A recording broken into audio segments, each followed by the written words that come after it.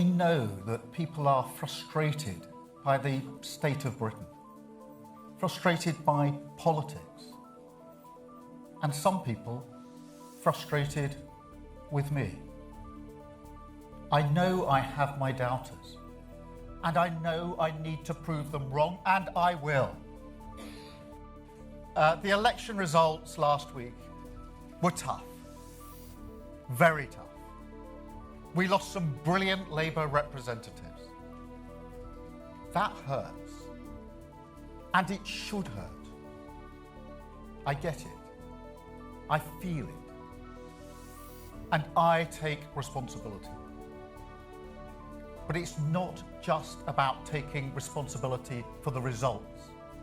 It's about taking responsibility to explain how, as a political and electoral force, we will be better and do better in the months and years ahead. We are not just facing dangerous times, but dangerous opponents, very dangerous opponents. This hurts not just because Labour has done badly, but because if we don't get this right, our country will go down a very dark path. So just as I take responsibility for the results, I also take responsibility for delivering the change that we promised, for a stronger and fairer Britain that we must build. Steel is the ultimate sovereign capability. Strong nations in a world like this need to make steel. That's why we're backing steel in Port Talbot and across the UK. But in Scunthorpe, we've been negotiating with the current owner, and a commercial sale has not been possible. And now a public interest test could be met. So I can announce that legislation will be brought forward this week to give the government powers, subject to that public interest test, to take full national ownership of British Steel. Public ownership in the public interest. Urgent government on the side of working people, making Britain stronger with the hope of industrial renewal. That is a Labour choice. And so at the next EU summit, I will set a new direction for Britain. The last government was defined by breaking our relationship with Europe. This Labour government will be defined by rebuilding our relationship with Europe, by putting Britain at the heart of Europe, so that we are stronger on the economy, stronger on trade, stronger on defence, you name it. Because standing shoulder to shoulder with the countries that most share our interests, our values, and our enemies, that is the right choice for Britain. That is the Labour choice. I want to make a better offer for our young people. Restore that hope, that freedom, that sense of possibility.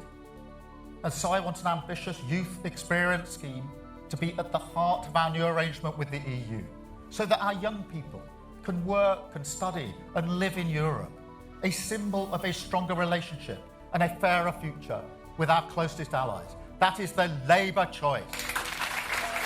What I want to do is take a big leap forward with the EU-UK summit this year and take us closer both on trade, the economy, defence and security. And that will then be a platform on which we can build as we go forward.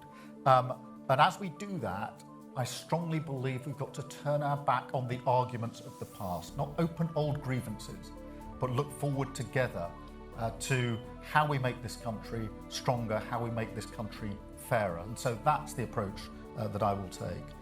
Every child should have the opportunity to go as far as their talent or effort takes them. I mean every child.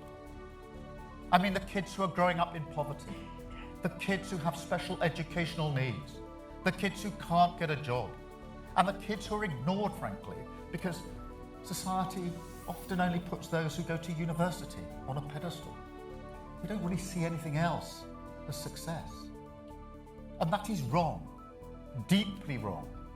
So we will go much further on our investment in apprenticeships, in technical excellence colleges, in special educational needs. We will make sure that every young person struggling to find a job will get a guaranteed offer of a job, training or work placement. If one of your MPs launches a contest, a leadership bid against you, will you fight it?